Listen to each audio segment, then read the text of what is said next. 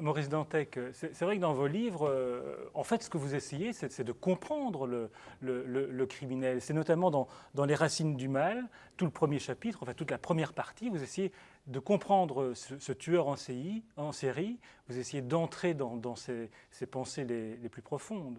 Oui, c'est ça, oui. Oui, oui. Oui, Ben, je pense que ça c'est vous le... fascine, ça, un Non, tueur en série. enfin, oui, évidemment, mais le truc, enfin, le propos était d'essayer de délimiter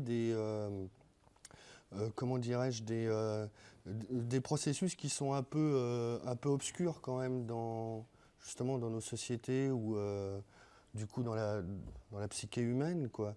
Donc, moi, j'ai beaucoup de mal toujours à expliquer un peu rationnellement les, euh, les tenants et les aboutissants de mes livres parce Mhm. que, je veux dire, généralement, quand je commence un bouquin, je ne connais absolument pas la fin et je Oui. cherche, moi, le Donc vous bouquin n'avez est une... pas un scénario, vous n'avez Non, pas... je travaille sans... c'est un peu mon problème, c'est vous parliez de colonne vertébrale et moi, je fais des bouquins plutôt pieuvres, Oui. sans colonne vertébrale, justement.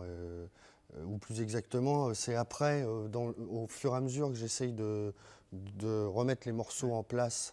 Mais ce qui est Et sûr, c'est que dans vos livres, c'est pas, comme on l'a dit, c'est pas l'énigme qui prend le dessus, c'est vraiment la compréhension psychologique de ou quelqu'un qui psychiatrique, dévie, oui. ou Oui, psychiatrique. oui, oui. Hmm. Oui, parce que ben, François, il expliquait tout à l'heure comment, ou excusez-moi, vous aussi, enfin, les origines, disons, du roman policier qu'on fait remonter à Edgar Poe, je suis assez d'accord avec le double assassinat à la rue Morgue.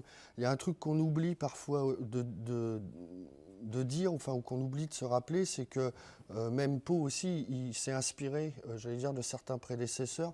Moi, il me semble que dans la littérature du tout début du 19e siècle, dans ce qu'on a appelé le roman fantastique gothique, il y avait aussi des choses qu'on retrouve bizarrement dans le roman, disons, scientifique policier que Poe Poe, à mon avis, est arrivé à établir une synthèse entre le cerveau gauche et le cerveau droit, si Oui. vous voulez.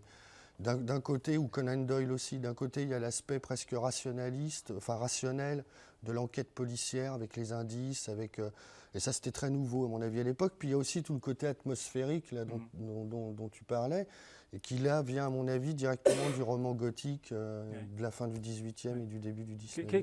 Qu'est-ce qu'on appelle roman gothique, Mark Litz? C'est tout le roman anglais du 17e, 18e qui effectivement se situe à la fois dans ces châteaux avec des revenants, etc. Ça, c'est un peu le côté pacotille, épouvantail de bazar, etc. Mais qui met en scène effectivement ces grandes questions de la mort et Voilà. des angoisses vraiment très existentielles Mhm. qu'on retrouve chez les romantiques allemands aussi. Oui, voilà. Un grand icône qui est le moine de Lewis, qui est un très grand roman fondateur.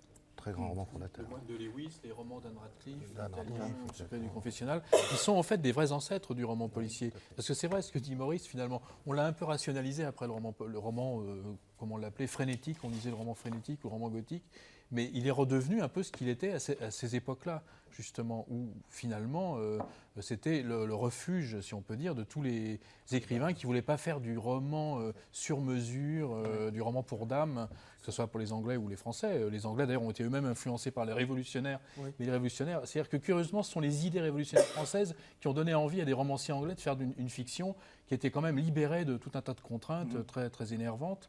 Et ce roman gothique, qu'on appelle comme ça, faute de mieux, qui n'est pas tellement allemand d'ailleurs, qui est plutôt... qui est très anglais et un peu français aussi. Les Français, à l'époque, ont beaucoup copié les Anglais, justement.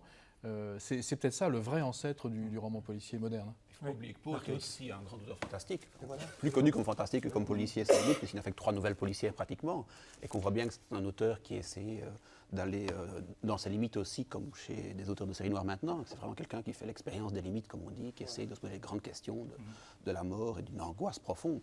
Quand on voit sa vie, en plus de cela, c'est pas effectivement simplement faire la déduction pour la déduction. C'est vrai que c'est ce que j'ai évoqué tout à l'heure, mais c'est qu'un arrière-fond de mort et d'angoisse et de peur qui est extraordinaire. Il ne faut pas oublier quand même quelque chose qui est... C'est un roman de... Tout le roman dont on parle est un roman de mort quand même.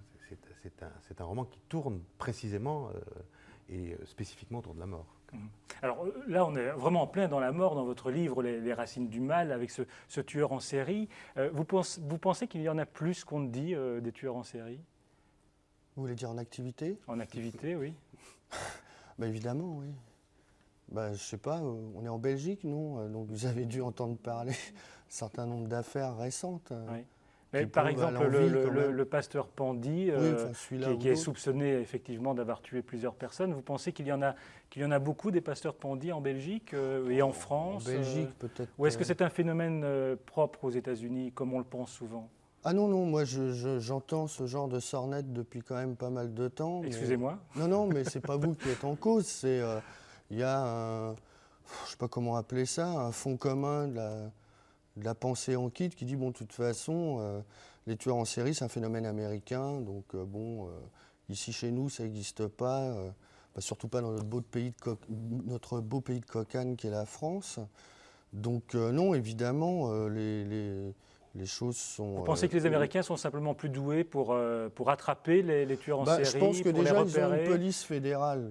Vu qu'il n'y a pas d'État fédéral en Europe, ça m'étonnerait que du jour au lendemain, les flics savent faire puissent établir des connexions entre quelqu'un qui a tué 4 personnes en Allemagne de l'Est pendant les années 80, et puis 3 autres en Belgique, et une dizaine en France, et puis qui prend sa retraite sur la Costa del Sol en flinguant encore 2 ou 3. Donc, déjà, même le FBI, d'après ce que je sais, a mis des années avant de pouvoir mettre en place un programme efficace.